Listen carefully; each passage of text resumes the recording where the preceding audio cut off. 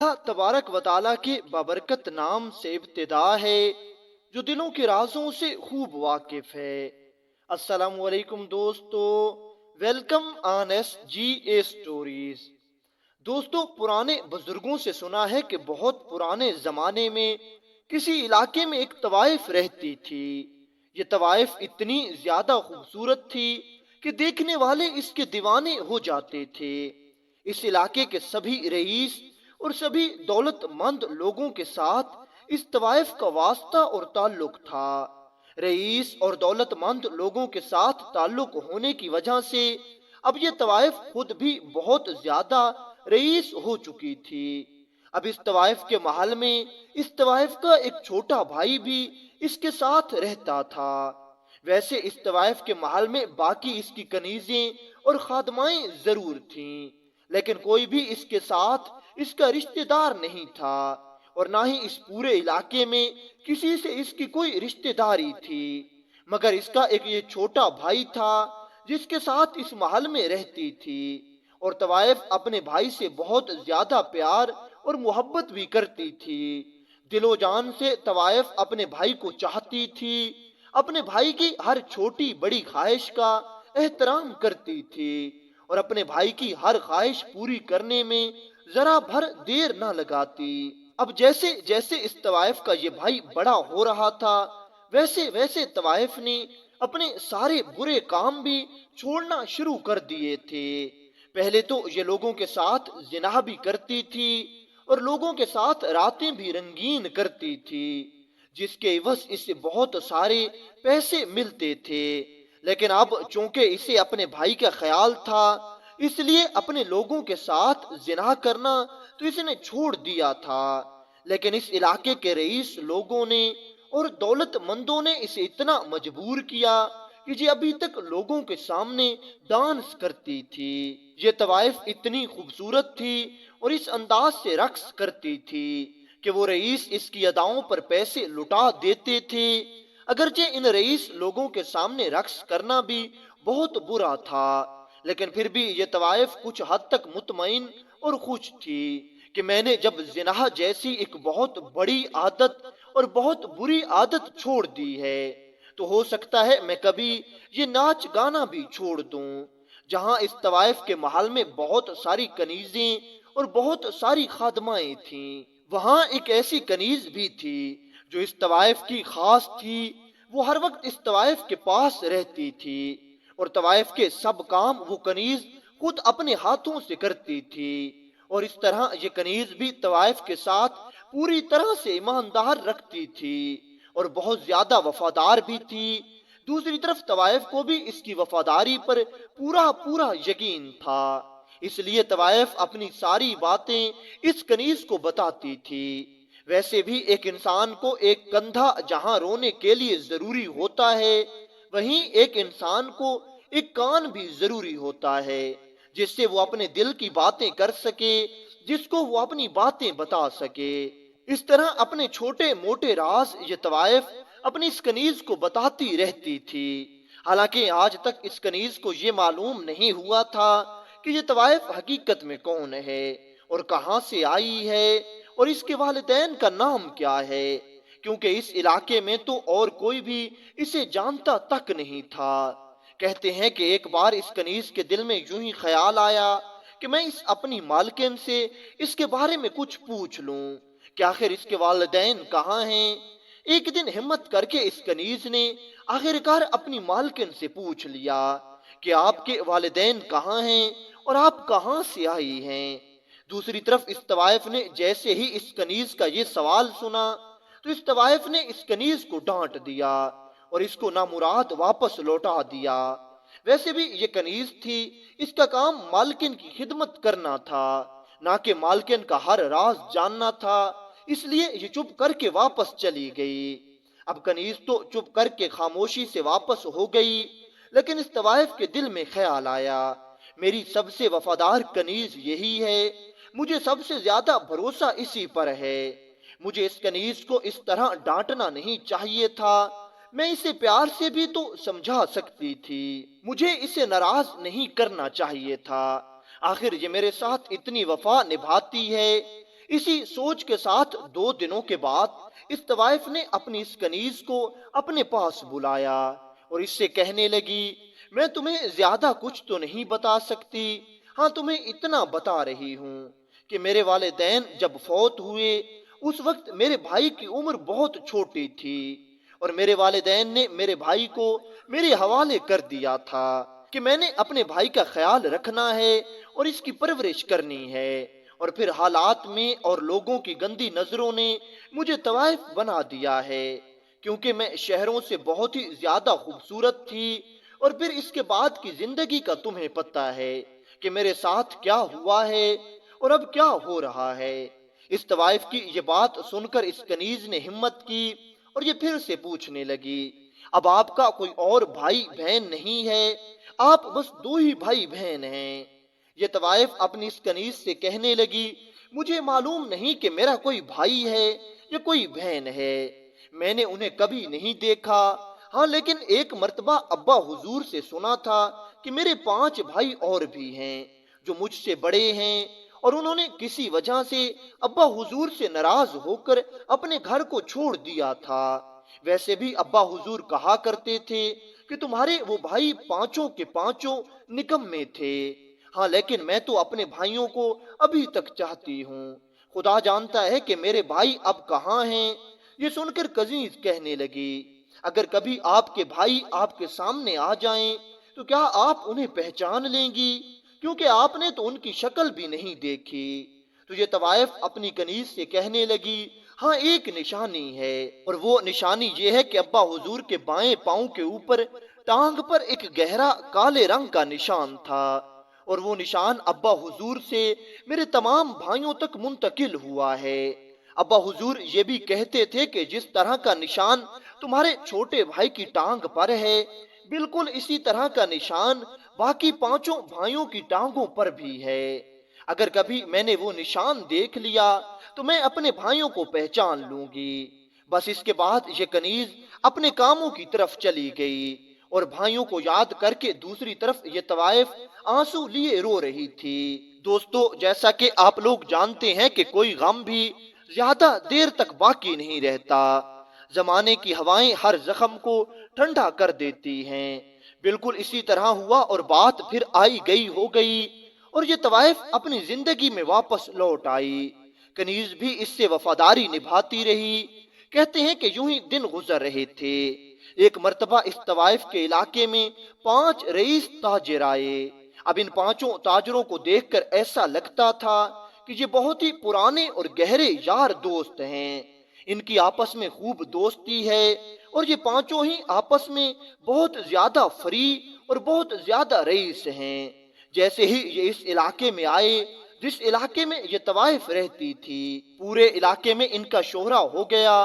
लोगों को इतना मालूम हुआ कि 5 अमीरों कबीर और रईस ताजिर हमारे इलाके में मौजूद हैं, तो सब लोग इनकी खिदमत को आ गए। अब ये 5 के 5 अय्याश थे और दौलतमंद भी थे। ये कुछ दिन इसी इलाके में रहे तो इन्हें मालूम हुआ इस इलाके में इस तरह से एक तवाइफ है जो बहुत ज्यादा खूबसूरत है। अब उनकी आदत थी कि ये जिस इलाके में भी जाते उस इलाके में ये तवाइफों का रक्स देखते और कई बार इन्होंने तवाइफों के साथ जिना भी किया था। जब इन्हें इस बात की खबर हुई कि इस तरह यहाँ भी एक तवाइफ मौजूद है तो इन्होंने सोचा कि हम इस तवाइफ का रक्स भी देखेंगे और इससे जिना भी करेंगे। इसलिए इन 5 ने इस तवाइफ से बात की, लेकिन दूसरी तरफ इस तवाइफ ने चूंकि अब जिना से तौबा कर ली थी इसलिए ये फकत रक्स करने पर ही राजी हुई। दूसरी तरफ इन 5 रईस दोस्तों ने बहुत दौलत का लालच दिया, लेकिन इस तवाइफ ने किसी भी तरह करके जिना पर राजी होना नहीं दिखाया। खैर इन रईस 5 दोस्तों ने रक्स पर ही गुजारा कर लिया क्योंकि ये बहुत ही खूबसूरत तवाइफ थी और इनका दिल नहीं कर रहा था कि हम इसको यूं ही छोड़ दें। खैर मुकर्रा रात को ये 5 दोस्त इसके घर आ गए। रात को महफिल जम गई और ये तवाइफ इन 5 के सामने रक्स करने लगी। अभी थोड़ी ही देर हुई थी कि ये रक्स कर रही थी, उसी वक्त इसकी वही खास कनीज भागती हुई आई और इसके साथ एक नौकर ने इस तवाइफ का वो छोटा भाई उठाया हुआ था جس کو گھٹنے پر چوٹ لگ گئی تھی، کیونکہ یہ محل میں سیڑھیاں اترتے ہوئے اچانک سے گر گیا تھا۔ طوائف نے جیسے ہی اپنے بھائی کی یہ حالت دیکھی اور اس کی چوٹ دیکھی تو اسے اپنا رقص بھول گیا اور اسے بہت پریشانی ہوئی۔ اس نے فوراً رقص بند کیا اور اپنے بھائی کی طرف متوجہ ہو گئی اور اپنے بھائی کی چوٹ کو دیکھنے لگی۔ اب یہ پانچوں رئیس رقص میں مشغول تھے۔ جب انہوں نے طوائف کو اس طرح اپنے بھائی کی طرف جاتے ہوئے دیکھا تو یہ مکمل طور پر حیران ہو گئے اور یہ پانچوں بھی اس طوائف کے بھائی کی طرف دیکھنے لگے۔ جیسے ہی اس طوائف نے اپنے بھائی کی ٹانگ سے کپڑے کو تھوڑا سا اوپر کیا تو اس کی ٹانگ پر وہ کالا اور گہرا نشان تھا۔ جیسے ہی ان پانچوں رئیس دوستوں نے اس کالے نشان کو دیکھا تو یہ دیکھ کر حیران رہ گئے، کیونکہ ان پانچوں کے جسم پر بھی ایسا ہی ایک کالا نشان تھا اور یہ پانچوں آپس میں بھائی تھے، اور یہ بات انہوں نے اس علاقے میں کسی کو نہیں بتائی تھی اور نہ ہی آج تک کسی اور کو معلوم تھا۔ انہوں نے ہمیشہ اپنے آپ کو فقط دوست ظاہر کیا تھا۔ جب تھوڑی دیر بعد طوائف کے بھائی کی حالت کچھ سنبھلی اور اس کو پٹی کر کے دوبارہ سے محل میں لے جایا گیا اور طوائف بھی ان لوگوں کے سامنے آئی تاکہ رقص کرے۔ ان پانچوں بھائیوں نے اس طوائف کو کہا کہ اب رقص کرنے کی ضرورت نہیں ہے، ہم تمہیں کچھ دکھانا چاہتے ہیں، اور پھر ان پانچوں بھائیوں نے اپنا وہی کالا اور گہرا نشان دکھایا اور پھر بتایا کہ ہم پانچوں بھائی ہیں، اور جو نشان آپ کے بھائی کی ٹانگ پر ہے اس سے تو یہ ظاہر ہوتا ہے کہ وہ بھی ہمارا بھائی ہے۔ طوائف نے بھی جیسے ہی یہ نشان دیکھے اسے بھی یقین ہو گیا کہ یہ پانچوں میرے بھائی ہیں۔ پانچوں نے اپنی کہانی طوائف کو سنائی اور طوائف نے اپنی کہانی انہیں سنائی۔ یہ پانچوں بھائی کافی دیر تک روتے رہے اور آخر ان میں سے ایک بھائی بول کر کہنے لگا، بے شک اللہ بہت بڑا کارساز ہے، ہم شروع ہی سے عیاش تھے اور جب ہمارے پاس دولت آ گئی تو ہم اور زیادہ عیاش اور بدماش ہو گئے اور گناہوں میں مبتلا ہو گئے۔ ہم دوسروں کی بیٹیوں کو نچاتے اور ان کا رقص دیکھتے تھے اور ان کے ساتھ گناہ کرتے، اور ادھر ہماری اپنی بہن، ہماری سگی بہن رقص کر رہی تھی۔ بے شک یہ دنیا ایک ایسی جگہ ہے جہاں پر آپ جو بیج بوؤ گے وہی کاٹو گے۔ جب آپ کسی کے ساتھ دھوکہ کرو گے تو آپ کے ساتھ بھی دھوکہ ضرور ہوگا۔ اگلے روز حضرت بہلول دربار میں حاضر تھے۔ خلیفہ ہارون الرشید اپنے زرنگار تخت پر شاہی لباس پہنے بڑی تمکنت سے بیٹھا ہوا تھا۔ حضرت بہلول بھی اپنی بوسیدہ پاپوش اور پیوند لگی گدڑی کے ساتھ اس کے حضور پیش کیا گیا۔ خلیفہ ہارون الرشید نے ایک قہر آلود نگاہ اٹھائی اور حضرت بہلول دانا پر ڈالی اور خشمگین لہجے میں کہنے لگا، بہلول تو بہت ہوشیار بنتا ہے، لیکن ہمیں پتا چلا ہے کہ تو حضرت موسیٰ بن جعفر کے دوست داروں میں سے ہے اور انہی کے حکم پر تو دیوانہ بنا ہوا ہے تاکہ عوام کو ان کی طرف متوجہ کر کے ہماری حکومت کا تختہ الٹ دے۔ تو سمجھتا ہے کہ پاگل ہونے کی وجہ سے تیری کوئی پوچھ گچھ نہیں ہوگی، لیکن یاد رکھ کہ حکومت تیری طرف سے بالکل بھی غافل نہیں ہے۔ تیری سب سرگرمیوں کی خبر ہمیں برابر ملتی رہتی ہے۔ حضرت بہلول نے مضحکہ خیز صورت بنائی، ظاہر ہے کہ تمہارے نمک حلال شکاری کتے صحیح اطلاع ہی لے کر آئے ہوں گے، تو اب خلیفہ مجھ سے کیسا سلوک کریں گے؟ بھرے دربار میں مذاق اڑانے پر خلیفہ ہارون الرشید کو غصہ آ گیا۔ تمہیں ایسا سبق سکھایا جائے گا کہ تم دوسروں کے لیے نمونہ عبرت بن جاؤ گے، اس نے غصے سے کہا اور اپنے غلام کو پکارا، مسرور مسرور لے جاؤ اس گستاخ کو، اس کے کپڑے اتار لو اور اس پر گدھے کا پالان ڈال دو، اس کے منہ میں لگام دو، اسے محل اور حرم سرا میں پھراؤ، اس کے بعد میرے سامنے اس کا سرے پرغرور اڑا دو۔ دربار میں سناٹا چھا گیا، دربار ہیبت شاہی سے کانپ گیا، لیکن بہلول شان بے نیازی سے کھڑا مسکراتا رہا۔ مسرور آگے بڑھا اور اس نے بہلول کی گدڑی گھسیٹ کر پرے اچھالی، اس کا بوسیدہ لباس نوچ کر اس پہ گدھے کا پالان کس دیا، اس کے منہ میں لگام دی اور اسے کھینچتا ہوا محل اور حرم سرا کی طرف لے گیا۔ شاہی درباروں اور محل سراؤں میں انسانیت کی تذلیل روز کا معمول تھا، اس لیے حضرت بہلول کی اس ہیبت قضائی پر کسی کو بھی تعجب نہیں ہوا۔ محل اور حرم سرا کے مکین انسانیت کی اس توہین کو تماشے کی طرح دیکھتے رہے۔ کسی نے سوچا بھی نہیں کہ بہلول تو دیوانہ ہے، اس لیے سزا کا مستحق نہیں، لیکن جان کے خوف نے زبانوں کو بند کر رکھا تھا، کوئی کچھ نہ کہہ سکا۔ مسرور اس کی لگام کھینچتا اسے دربار میں واپس لے آیا اور خلیفہ ہارون الرشید کے سامنے ادب سے جھک کر بولا، عالی جاں، آپ کے حکم کی تعمیل ہوئی، کیا اب اس کی گردن اڑا دی جائے؟ ہارون نے ابھی جواب نہیں دیا تھا کہ ناگاہ اس کا وزیر جعفر برمکی دربار میں داخل ہوا۔ اس نے حیرت سے بہلول کی یہ حالت دیکھی اور بول کر کہنے لگا، بہلول میاں، خیریت تو ہے؟ ایسا کیا قصور ہو گیا ہے جو تمہاری یہ حالت بنی ہوئی ہے؟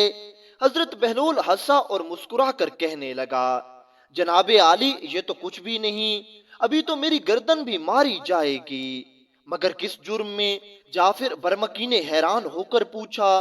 میاں، میں نے ایک سچ بات کہہ دی تھی، جس کے انعام میں خلیفہ نے مجھے یہ خلت فاخرہ عطا کی ہے اور جام مرگ میرا انتظار کر رہا ہے۔ خلیفہ ہارون الرشید کو بے ساختہ ہنسی آ گئی۔ خلیفہ کو ہنستے دیکھ کر درباری اور جعفر برمکی جو اپنی ہنسی ضبط کر رہے تھے وہ بھی ساتھ ساتھ ہنس پڑے۔ خلیفہ ہارون الرشید کا غصہ کافور ہو گیا اور اس نے شاہی حکم جاری کیا، جیسی بہلول نے کہی ہے اسے ویسی ہی خلت فاخرہ ہمارے سامنے عطا کی جائے۔ خلیفہ کے اس کرم کا شکریہ، مجھے اپنی پیوند لگی گدڑی ہی غنیمت ہے، اگر مجھے اپنی گدڑی مل جائے تو میرے لیے دو جہانوں کی نعمت ہے۔ بہلول نے اپنی گدڑی شانے پہ ڈال لی۔ بہلول کو درہم و دینار عطا کیے جائیں۔ شاہی فرمان جاری ہوا، نہیں، مجھے اہل جہنم کی پیشانیوں اور پشتوں پر لگنے والی مہروں کی ضرورت نہیں۔ بہلول چلنے پر بالکل تیار ہو گیا۔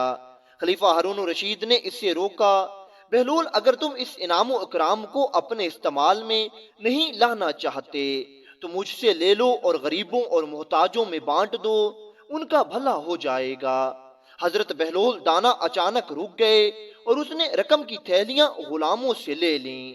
چند قدم چلا اور پھر رک گیا، کچھ سوچنے لگا، پھر آگے بڑھا اور پھر رک گیا، پھر کچھ سوچا اور واپس پلٹ آیا۔ اس نے رقم کی تھیلیاں ہارون کے سامنے ڈھیر کر دیں اور بول کر کہنے لگا، ہارون، میں نے بہت سوچا ہے کہ ان اشرفیوں کی سب سے زیادہ ضرورت کس کو ہے، لیکن مجھے تو اس سے زیادہ مستحق کوئی اور نظر نہیں آیا۔ تو اس سے زیادہ نادار اور ضرورت مند شاید اس پورے علاقے میں اور کوئی نہیں، کیونکہ میں روز دیکھتا ہوں کہ تیرے کارندے ہر جگہ لوگوں کو کوڑے مار مار کر ان سے ٹیکس وصول کرتے ہیں تاکہ تیرے خزانے پر ہوں۔ سارے شہر میں سب سے بڑا ضرورت مند تو خود ہے، اس لیے یہ رقم تو ہی رکھ لے۔ خلیفہ بیچارہ اب دم بخود رہ گیا۔ اہل دربار سناٹے میں آ گئے۔ بہلول کے انجام کا سوچ کر ان کے رونگٹے کھڑے ہو گئے، لیکن حضرت بہلول دانا بڑے اطمینان سے محل سے باہر نکلنے لگے۔ روکو، روکو، اس دیوانے کو روکو۔ اچانک خلیفہ ہارون الرشید کی آواز پورے محل میں گونج اٹھی۔ اہل دربار تو اس تصور ہی سے کانپ گئے کہ اب بہلول کا عتاب شاہی سے بچنا بالکل محال ہے۔ دو غلام تیزی سے آگے بڑھے اور حضرت بہلول کو گھسیٹ کر خلیفہ ہارون الرشید کے سامنے لے آئے۔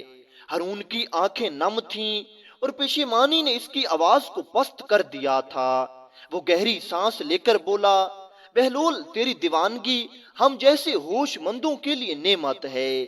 تیری اس بات نے میرے دل کو نرم کر دیا ہے۔ میرا جی چاہتا ہے کہ تجھ سے کچھ واعظ و نصیحت سنوں۔ غلاموں نے فوراً ہی بہلول کو چھوڑ دیا۔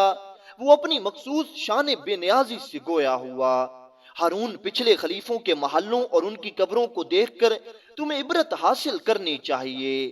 تو خوب جانتا ہے کہ یہ لوگ عرصہ دراز تک ان محلوں میں عیش و عشرت کی زندگی گزارتے رہے اور اب قبروں میں پڑے پچھتاتے ہیں اور افسوس کرتے ہیں، کاش انہوں نے اپنی آخرت کے لیے کچھ نیک اعمال اپنے ساتھ لے لیے ہوتے۔ مگر اب انہیں اس پچھتاوے سے کچھ حاصل نہیں ہو سکتا۔ ہم سب بھی جلد یا بدیر اسی انجام کو پہنچنے والے ہیں۔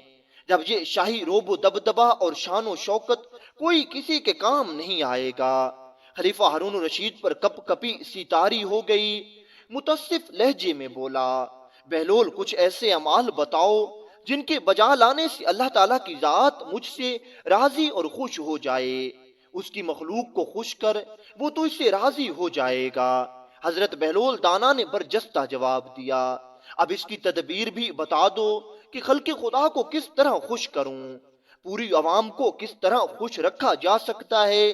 خلیفہ ہارون الرشید نے پھر حیرانی سے پوچھا، میاں عدل و انصاف کر کے میاں سب کو برابر کا درجہ دو، جو اپنے لیے مناسب نہیں سمجھتے دوسروں کو بھی اس کا مستحق نہ سمجھو، مظلوم کی فریاد سنو اور توجہ سے سنو، انصاف سے فیصلہ کرو۔ حضرت بہلول دانا نے بردباری سے کہا، آفرین صد آفرین، بہلول مرحبا، تم نے کیسی حق بات کہی ہے، مرحبا۔ ہارون نے توصیفی لہجے میں کہا۔ اس کی ہاں میں ہاں ملاتے ہوئے دربار میں موجود سب لوگ بھی نعرہ ہائے تحسین بلند کرنے لگے۔ ہارون نے حکم شاہی جاری کیا۔ حکم دیا جاتا ہے کہ شاہی خزانے سے بہلول کے تمام قرض ادا کر دیے جائیں۔ ہارون قرض سے بھی کبھی قرض ادا ہوا ہے؟ بہلول نے ایک بار پھر اسے حیران کر دیا۔ شاہی خزانے میں جو کچھ ہے وہ عوام کا مال ہے اور خلیفہ پر قرض ہے۔ تمہارے لیے یہی مناسب ہے کہ عوام کا قرض انہیں واپس لوٹا دو۔ مجھے تمہارے اس احسان کی ہرگز ضرورت نہیں۔ تو پھر بہلول کوئی تو خواہش کرو، میں دلی طور پر چاہتا ہوں کہ تمہاری کم از کم ایک آرزو پوری کروں۔ خلیفہ ہارون الرشید نے روحاسی آواز میں کہا۔ حضرت بہلول دانا خلیفہ ہارون الرشید سے کہنے لگے، اگر میری کوئی خواہش پوری کرنی ہے، اگر میری آرزو کو تکمیل تک لے کر جانا چاہتے ہو، تو میری خواہش اور میری آرزو یہی ہے کہ میری نصیحتوں پر عمل کرو۔ لیکن افسوس کہ دنیا کی شان و شوکت اور اقتدار کا نشہ بہت جلد میری ان نصیحتوں کو فراموش کر دے گا۔ پھر یہ کہتا ہوا حضرت بہلول دانا دربار سے باہر نکل گیا۔ خلیفہ ہارون الرشید اور اہل دربار اس کو بڑی خاموشی سے دیکھتے رہے اور کافی دیر سکتے کی حالت میں رہے۔ خلیفہ ہارون الرشید کے دربار سے نکل کر حضرت بہلول دانا سیدھا اپنے اسی پرانے اور ویران کھنڈر میں واپس آئے۔ حضرت بہلول دانا جیسے ہی اپنے پرانے اور ویران کھنڈر میں پہنچے تو حضرت بہلول دانا نے اس اپنے کھنڈر میں کسی کے قدموں کے نشان دیکھے۔ یوں معلوم ہوتا تھا جیسے کوئی آپ کی غیر موجودگی میں یہاں پر آیا تھا۔ حضرت بہلول دانا نے فوراً ایک خاص جگہ پر دیکھا۔ اب جس جگہ پر حضرت بہلول دانا نے سب سے پہلے دیکھا تھا وہاں پر تازہ کھدی ہوئی مٹی کچھ پڑی تھی اور دوبارہ سے جگہ کو ہموار کیا گیا تھا۔ یہ جگہ بتا رہی تھی کہ اس کا اندیشہ درست ہے۔ اس نے اپنی چھڑی سے مٹی کو ادھر ادھر ہٹایا۔ اب اس کی جمع شدہ رقم غائب تھی۔ حضرت بہلول دانا کچھ رقم کسی ہنگامی ضرورت کے لیے مٹی میں چھپا کر رکھتے تھے۔ غالباً کسی نے اسے رقم چھپاتے ہوئے تاڑ لیا تھا۔ اس نے اپنی گدڑی اٹھائی اور باہر چل پڑا اور نزدیک ہی واقعہ ایک موچی کی دکان پر جا پہنچا اور بڑی خوش طبعی سے اسے سلام کیا۔ آؤ آؤ بہلول میاں آؤ، کیسے آنا ہوا؟ موچی نے بڑی خوشی سے پوچھا۔ حضرت بہلول دانا اپنی روایتی مسکراہٹ کے ساتھ موچی سے کہنے لگے، میاں میں نے سوچا کہ کافی عرصے سے تمہیں نہیں ملا، آج جا کر تم سے مل لوں، اور ہاں مجھے تم سے ایک کام بھی تھا، اس لیے میں تمہارے پاس آیا ہوں۔ کیسا کام؟ موچی نے حیرانگی سے پوچھا۔ میاں تم مجھے اچھے انسان لگتے ہو، مجھ جیسے دیوانے کے ساتھ بھی کتنی خوش اخلاقی سے پیش آتے ہو، میں تم سے ایک مشورہ لینا چاہتا ہوں۔ حضرت بہلول دانا نے باتوں کو بنا کر پیش کیا، میاں یہ تمہاری مہربانی ہے کہ تم مجھے اچھا سمجھتے ہو، ورنہ تو میں ناچیز ہوں، موچی نے خوش ہو کر کہا۔ حضرت بہلول دانا ذرا قریب ہوئے اور رازداری سے بولنے لگے، میاں تم تو جانتے ہو کہ میں ویرانوں، کھنڈروں اور خالی مکانوں میں ہی رہتا ہوں، میں جہاں بھی رہتا ہوں وہاں تھوڑی بہت رقم اپنے برے وقت کے لیے بچا کر زمین میں دفن ضرور کر دیتا ہوں۔ تم ذرا حساب لگا کر مجھے بتا دو کہ یہ رقم کل کتنی ہوگی۔ ہاں ہاں کیوں نہیں، تم بتاؤ، میں حساب کر دیتا ہوں، موچی نے بڑی فراخ دلی سے کہا۔ حضرت بہلول دانا نے خوشی سے کہا، خدا تمہارا بھلا کرے۔ اچھا مجھے بتاؤ کہ شہر کے مشرقی گوشے میں جو کھنڈر ہے، وہاں میں نے شاید 100 سکے دبا رکھے ہیں۔ قبرستان میں تقریباً 250 سکے ہوں گے، اور ایک مکان کے صحن میں تو پورے 500 سکے ہیں۔ ہاں یاد آیا، نہر کے کنارے بھی 50 سکے تو دفن ہیں۔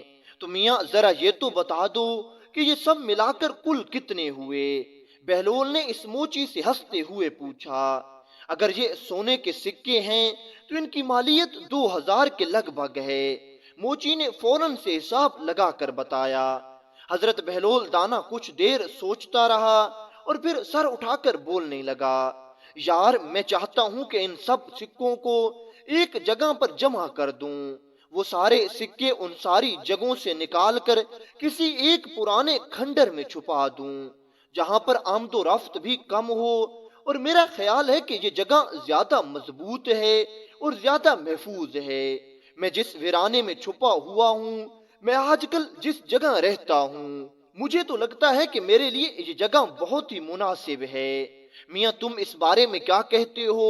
وہ سامنے والے کھنڈر میں اگر میں سارے سونے کے سکے دبا دوں تو کیسا رہے گا؟ میاں یہ تو بہت اچھا خیال ہے، تمام رقم ایک جگہ رکھو تاکہ جب ضرورت پڑے تو تم نکال لو اور نکالنے میں آسانی ہو۔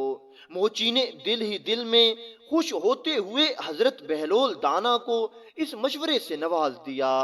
حضرت بہلول اپنی چھڑی کے سہارے اٹھا، اچھا تو بھائی میں چلتا ہوں، آج ہی یہ کام کر لوں تو اچھا ہے، سارے سکے نکال کر لے آتا ہوں اور یہیں پر گاڑ دوں گا، میرے لیے دعا کرنا۔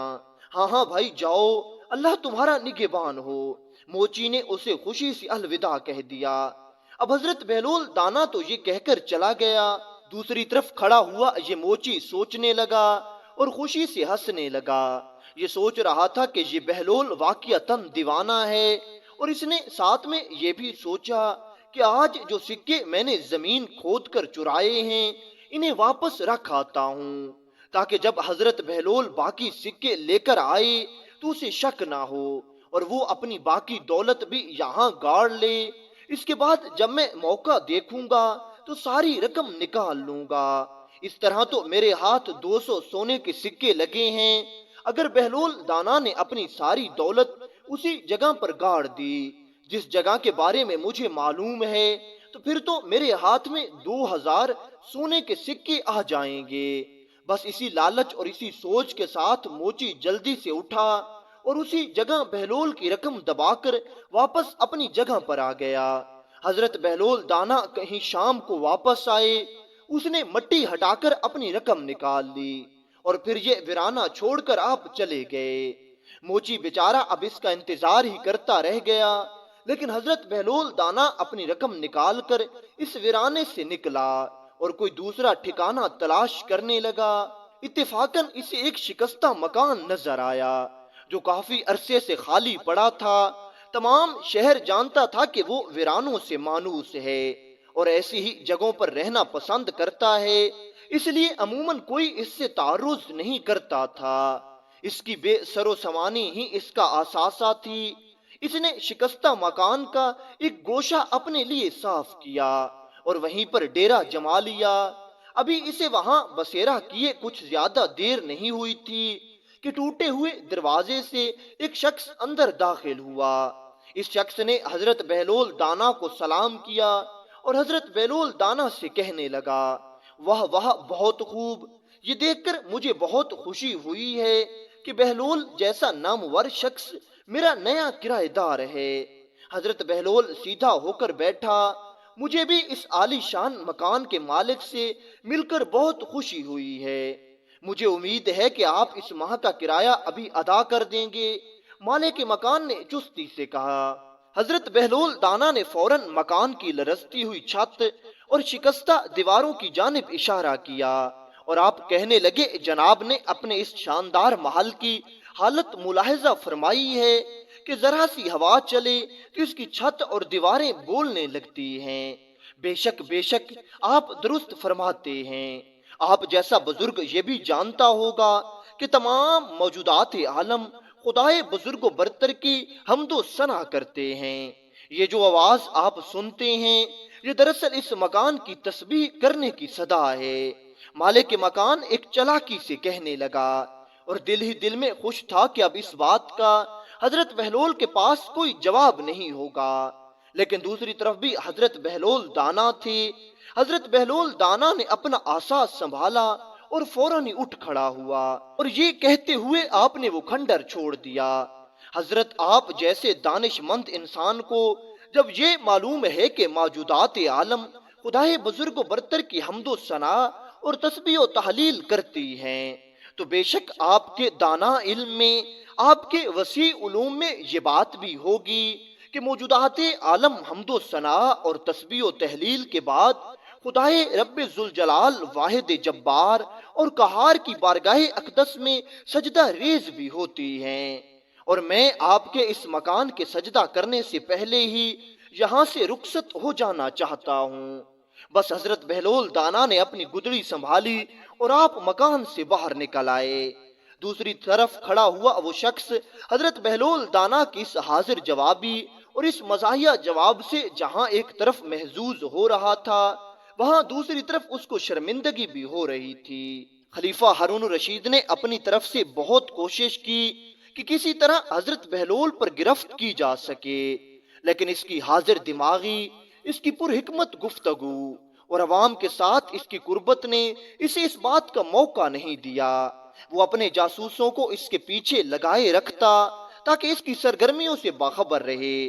خلیفہ ہارون الرشید کسی وقت تو سختی میں حضرت بہلول دانا کی باز پرس کرتا، لیکن یہ بھی سچ ہے کہ اکثر مشکل موقعوں پر حضرت بہلول دانا ہی کام آتے۔ کہا جاتا ہے کہ ایک بار ایک سیاح بغداد میں آیا۔ اس نے گھاٹ گھاٹ کا پانی پی رکھا تھا، ملکوں سیر کی ہوئی تھی۔ جب وہ ہارون کے دربار میں حاضر ہوا تو اس نے خلیفہ ہارون الرشید کے وزیروں اور دانشوروں سے کچھ سوالات کیے، لیکن کوئی بھی ان کا جواب نہ دے سکا۔ خلیفہ ہارون الرشید نے اپنے مقربین کی نالائکی پر بہت شرمندگی کا سامنا کیا۔ سیاح رخصت ہوا تو وہ اپنے وزیروں اور مشیروں پر برس پڑا۔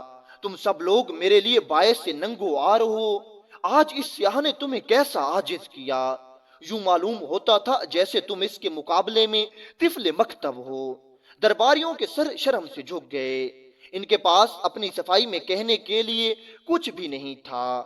اتاب شاہی اور جوش میں آیا اور خلیفہ ہارون الرشید کہنے لگا، کل اس سیاح کو دربار میں پھر سے طلب کیا جائے گا۔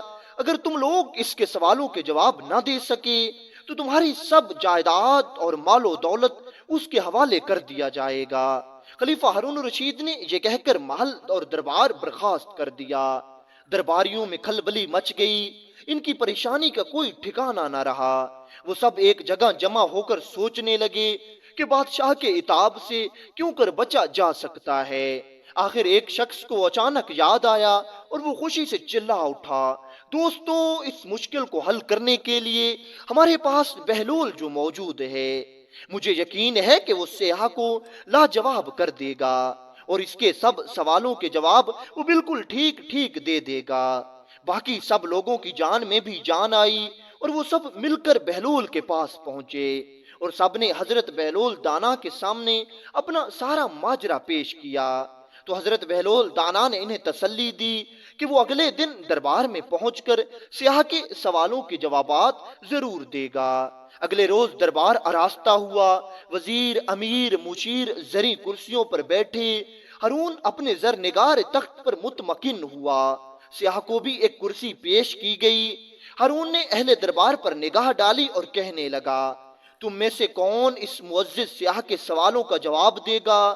اہل دربار نے آنکھوں ہی آنکھوں میں ایک دوسرے کی طرف دیکھا کہ بہلول کا نام کس طرح لیں، کہیں اس کا نام سن کر خلیفہ ہارون الرشید کو ناگوار نہ گزرے۔ سب لوگ اس وقت سوچ میں گم تھے کہ اسی وقت حضرت بہلول کی آواز دربار میں گونجی، حضور، یہ دیوانہ حاضر ہے۔ اہل دربار کو زحمت کرنے کی ضرورت نہیں، وہ اپنی لاٹھی پٹکتا، گدڑی شانے پہ ڈالے داخل دربار ہوا اور سیاح کے بالکل قریب جا کر بیٹھ گیا۔ خلیفہ ہارون الرشید کچھ ہچکچایا، لیکن پہلو میں بیٹھے ہوئے وزیر نے اس کے کان میں کچھ کہہ دیا جس سے اس کے چہرے پر اطمینان کی جھلک نظر آئی۔ اس سیاح نے حضرت بہلول دانا کی ظاہری حالت دیکھی اور قطرے تعجب سے پوچھنے لگا، کیا میں آپ سے سوالات کروں؟ بسر و چشم، بہلول نے مستعدی سے جواب دیا۔ وہ سیاح اٹھا اور اس نے اپنی چھڑی سے زمین پر ایک دائرہ کھینچ دیا۔ حضرت بہلول نے فوراً ہی اٹھ کر اپنا عصا مبارک سے اس دائرے کے درمیان میں ایک لکیر کھینچ کر اس کو دو حصوں میں بانٹ دیا۔ اب کی بار سیاح کے چہرے پر مسکراہٹ آئی اور اس نے ایک اور دائرہ کھینچ دیا۔ حضرت بہلول دانا نے اس مرتبہ دائرے کو 4 حصوں میں بانٹ دیا اور ایک حصے پر چھڑی رکھ کر کھٹکھٹائی۔ سیاح نے قدرے حیرت سے اس کی جانب دیکھا اور زمین پر اپنا ہاتھ الٹی طرف رکھ کر انگلیاں آسمان کی طرف اٹھا دیں۔ حضرت بہلول نے اٹھ کر اپنا ہاتھ زمین پر اس طرح رکھا کہ اس کی ہاتھ کی پشت اوپر تھی۔ سیاح اپنی نشست پر آ بیٹھا اور توصیفی لہجے میں کہنے لگا، مرحبا، آفرین، عالی جاں، میں آپ کو مبارکباد دیتا ہوں کہ آپ کے یہاں ایسا دانش مند اور عالم موجود ہے جس پر واقعتاً فخر کیا جا سکتا ہے۔ میرے ان سوالوں کا جواب پوری دنیا کے کسی عالم نے نہیں دیا، لیکن آپ کے اس عالم نے مجھے لاجواب کر دیا ہے۔ میں تو آپ کو مشورہ دیتا ہوں کہ ایسے عالم کی آپ کو قدر ضرور کرنی چاہیے۔ کیا بہلول نے تمہارے سب سوالوں کے جوابات ٹھیک ٹھیک دیے ہیں؟ خلیفہ ہارون الرشید نے استجابی لہجے میں پوچھا۔ یقیناً، یقیناً، واللہ، خدا کی قسم، اس نے میرے ہر سوال کا جواب بہت اچھے طریقے سے دیا ہے۔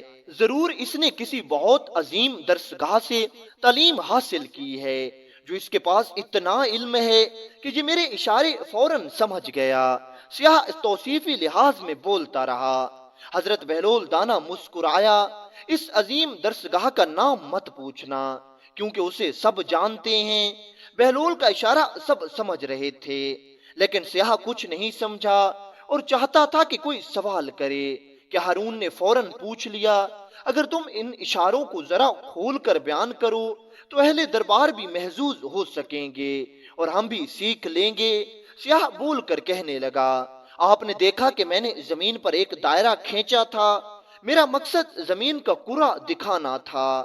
آپ کا عالم فوراً سمجھ گیا اور اس نے دائرے کے 2 برابر حصے کر کے مجھ پر ظاہر کر دیا کہ وہ زمین کے گول ہونے پر یقین رکھتا ہے اور اس کے اسرار و رموز سے بھی واقف ہے۔ اس نے اس لکیر سے خط استوا کو ظاہر کیا جس سے زمین شمالی اور جنوبی کرے میں بٹ گئی۔